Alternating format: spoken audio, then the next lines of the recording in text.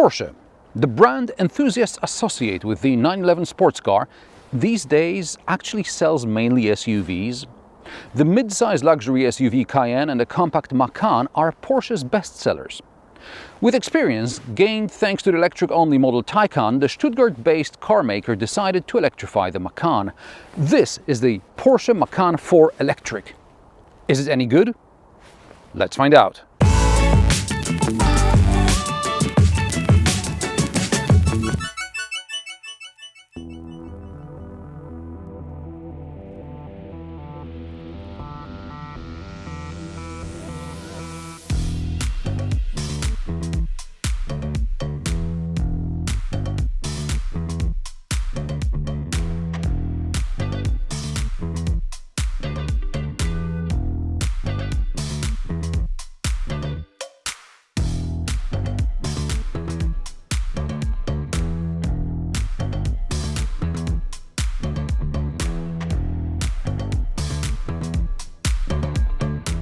In some markets, Porsche still sells the internal combustion engine Macan, which is yet another facelift of the first generation model.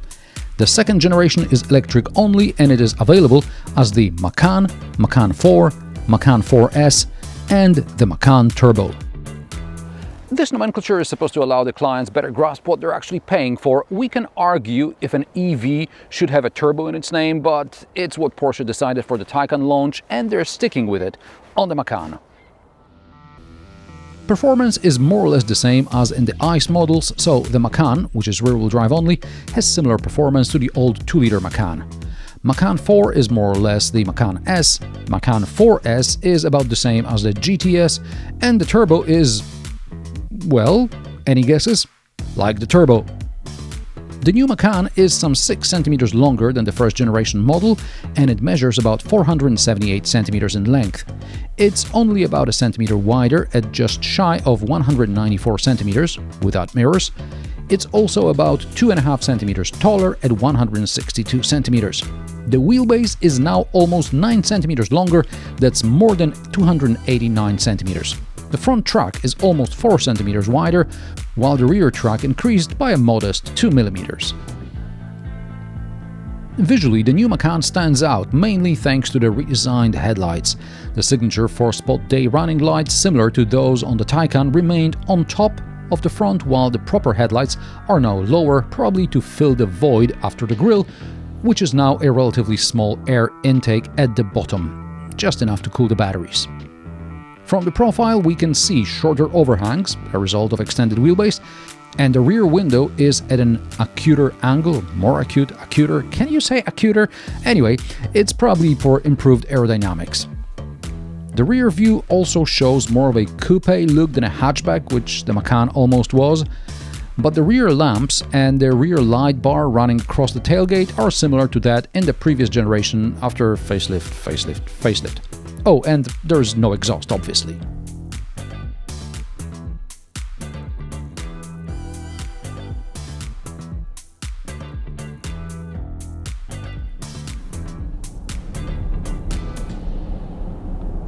The Porsche Macan 4, as the name suggests, has all-wheel drive. It's slightly more powerful than the base 360 horsepower Macan. The Macan 4 has up to 408 horsepower with launch control. Under normal circumstances, there is just 378 horsepower to play with. Porsche claimed the Macan 4 will do 0 to 100 km per hour in 5.2 seconds. I checked and I got 5.4 seconds in Sport Plus mode with launch control, and 5.5 seconds in normal mode. Usually internal combustion engine Porsches get better results than spec, but EVs are sometimes affected by factors which we don't think of. It was about plus 8 degrees Celsius. I don't know what's the recommended traction battery temperature and its minimum state of charge to achieve full performance. The Macan, regardless of the version, can tow up to 2 tons and the hitch weight rating is 80 kilograms. The car can also take up to 75 kilograms on the roof as long as you order the roof rails. It takes a while to get used to the electric Macan and to understand how it behaves. Right after picking up the car, I drove it for about 200 kilometers, about a third of which was on dual carriageways and the rest was on B roads. Regardless of the type of the road, driver aids work superbly. That is, they aid rather than disturb. It's relatively easy to configure what's supposed to be on and what should remain off, and the heads-up display with augmented reality helps better understand the situation on the road. Visibility is good.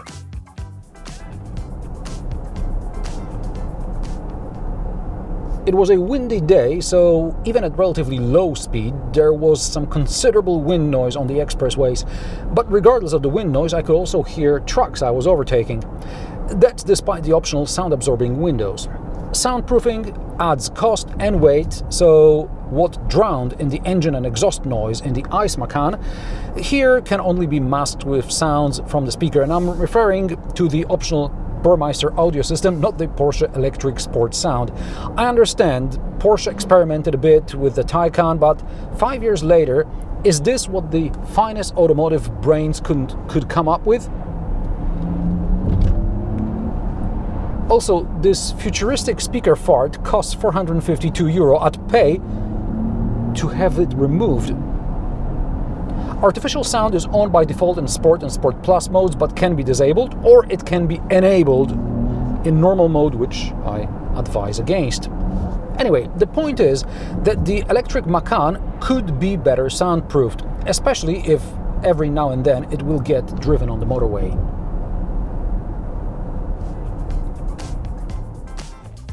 On B roads, the Macan is very sensitive to bad road surface. Wide tires catch every hole in every rut, and they don't always fit because of the width. The chassis and the suspension are very stiff, so the car jolts at times. The Macan 4 with passengers and luggage weighs about 2.5 tons. You can feel the weight when overtaking. I imagine Porsche chose to leave some performance for the turbo, but the brakes are superb. Slowing down, I don't feel the car's heft as much as I do upon acceleration. The Macan becomes surprisingly light on twisty roads. All of a sudden it feels quick and agile. This test unit has the optional rear-wheel steering, which allows it to take corners tighter, and at speed it aids stability. In these conditions, the chassis rigidity is more than welcome.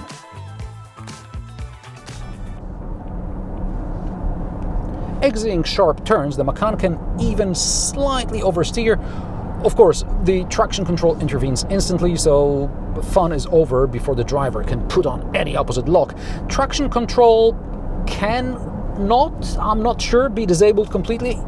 In its limited setting, it allows for some slip, but it's rather to prevent unnecessary slowing down in fast corners than to encourage drifting. So, when necessary, the Macan rides and handles like a Porsche should, and I imagine the more powerful models allow for a bit more fun. After all, the Macan 4 will most likely do school and shopping runs. Speaking of everyday driving, regardless of the power output, the Macan has a traction battery with 100 kWh gross or 95 kWh net capacity. The WLTP range is between 641 km for the rear-wheel drive Macan and 590 for the Macan Turbo. The Macan 4 should be able to cover up to 612 km. The claimed energy consumption is between 18 and 21 kWh per 100 km. We don't need advanced mathematics to calculate that optimistic range in this case is less than 530 km and up to 450 on the lower end. Theoretically, recuperation might help boost efficiency. The Macan can regenerate up to 240 kilowatts upon braking, as long as the battery state of charge, temperature and other factors align in your favor. The problem is that in order to regain so much energy, one would have to be driving quite fast and brake with forces that stop the Earth turning, and this will negatively impact energy consumption in the first place. Realistically, on my 200-kilometer long road trip, I managed to get the energy consumption down to about 22 kilowatt-hours per 100 kilometers. Perhaps on a warmer day I'd get a better result, but in most of Europe for 6 months we see 10 degrees Celsius or less. So, as they say, your mileage may vary. Going back to recuperation for a moment, Porsche wants you to use regular brake pedal. If you let go of the accelerator pedal, the car will just coast. Only when you apply the brake, the Macan will start regenerating energy until friction braking kicks in. It's so seamless that I never noticed the transition. After about 2 days of driving, my total range dropped below 400 kilometers and energy consumption jumped to over 24 kilowatt hours per 100 kilometers. Adding 30 kilowatt hours from the home charger bumped the range up by about 150 kilometers. As far as charging is concerned, the Macan has an 11 kilowatt onboard AC charger and it takes 10 hours to charge from empty to full. Type 2 sockets are on both sides of the car on the rear fenders. The CCS port is only on the left side. Charging from a 400-volt DC charger at 135 kilowatts, the Macan will recharge from 10 to 80% state of charge in 33 minutes. But using an 800-volt DC charger at 270 kilowatts, the same amount of energy will be recuperated in just 21 minutes.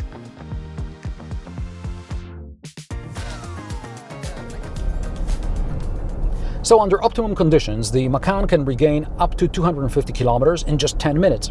Optimum conditions mean the optimum battery temperature and the right state of charge. Of course, when planning a route with charging stops using the OEM sat-nav, the computer will preheat the battery before charging. The Macan also features plug and charge, which means you can plug the car in and there is no need for additional authorization with a card or an app. Plug and charge works only on certain networks.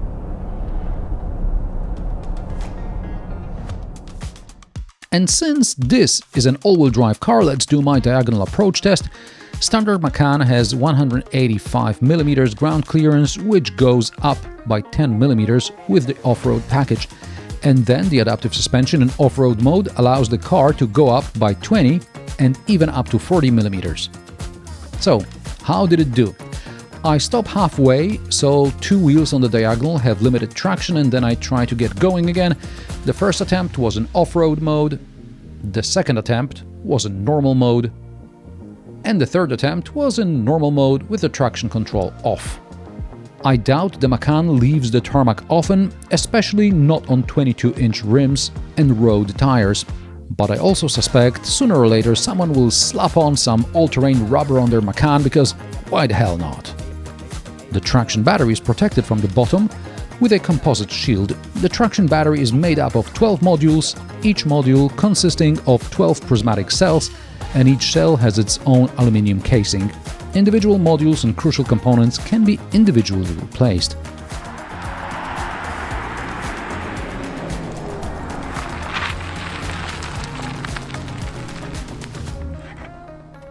The Macan cockpit features not 2 but up to 3 displays, and the third one in front of the passenger is, in my opinion, useless like in other cars. The passenger can control the multimedia system like I can't reach it from here. Really? I can reach it from here, so you also can, you lazy bum. Anyway, they can also stream some videos which the driver won't be able to see. Now, the curved display in front of the driver is from the Taycan. You can display something that pretends to be Porsche analog instruments, or you can turn the whole thing into like this widescreen navigation, and the directions are presented not just on the screen but also on the heads-up display. The central display gives you more data and all the settings. I suspect there are more features with the Porsche app paired with the car. However, as this is a brand new press car, I wasn't able to get the press office to get me paired with my Porsche account. And without your personal account and the app, you get asked about data privacy and data transfer every time you start the car. Underneath the Porsche interface runs Android Automotive OS. You can of course use wireless Android Auto and Apple CarPlay, but route planning with charging stops is available only via the OEM navigation. According to specification, these are the comfort seats. I don't know how uncomfortable are the standard seats then. Despite 14-way electrical adjustment, the lateral support isn't great. Well, at least there are up to 3 memory settings. The door pockets are large, there are okay cup holders, there is some small storage under the armrest and a small glove box. Under the central display and the air vents is a wireless charger for just one phone. You can also run a USB cable into this cubby. There is a small hole from a shelf underneath where USB ports are located. Access to this lower space is obstructed by drinks in the cup holders. Doors cover the sills and that's a plus. However, I'm more interested in the sharp finish of these rather nice aluminum window frames. The internet spent the last 6 months chopping vegetables and wieners with the Cybertruck frunk. With the Macan, you can peel potatoes, and if you're not careful, you can hurt your finger or tear your clothes. Despite longer wheelbase, there's not as much more space in the back as I thought. Perhaps it's not as bad as in the Ice Macan, but I don't know where almost 9 extra centimeters disappeared. Rear passengers can enjoy 2 climate zones, heated seats, USB-C ports, automatic window blinds, door pockets, armrest with cup holders, and somehow, despite a dedicated EV platform, Porsche left a tunnel running through the middle. Not a big one, but still. Isofix on the rear side seats are of course standard. The one on the front passenger seat costs €178. The Macan has a trunk and a frunk, or a boot and a fruit.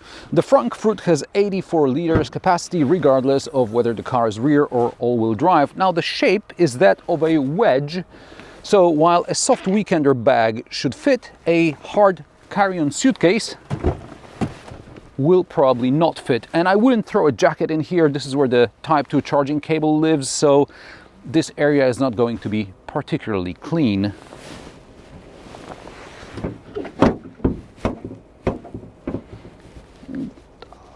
I don't want to bend the bonnet. Or maybe I should. And better not. The boot should have 540 liters volume. That's if you don't specify the €4,750 Burmeister audio system, which occupies about 100 liters of underfloor storage. What you see here is about 440 liters. There are levers to fold backrest in the second row. These split 40-20-40. There's also an optional 230-volt socket for €143. There is one shopping bag hook, elastic tapes to secure some lighter items, anchor points to secure bigger luggage. There are also buttons to lower the rear suspension for easier access. Prices of the Porsche Macan Electric start at €80,700 for the rear-wheel drive model. When I last reviewed a Macan back in 2022, the base model started around €65,000. The Macan 4 starts at €81,100. This test example with options costs €126,565. Although electrification of the automotive sector seems inevitable, that's still a decade away. Today, car makers are calculating emissions to be able to sell ICE cars, which the customers still demand. For the petrol 911 to be with us as long as possible, Porsche has to sell electric Macans. Is the electric Macan exceptional? No, at least not the Macan 4. But it feels like a real Porsche, even without the engine noise and definitely without the Porsche electric sound fart. And what do you think about the electric Macan? Let me know in the comment section below. If you like my sarcastic, down-to-earth and possibly mildly amusing car reviews, join me every Friday at 3 p.m. Central European Time. And don't forget to subscribe and like this video, as it helps me with the YouTube algorithm. Thanks for watching, and I will see you in the next one.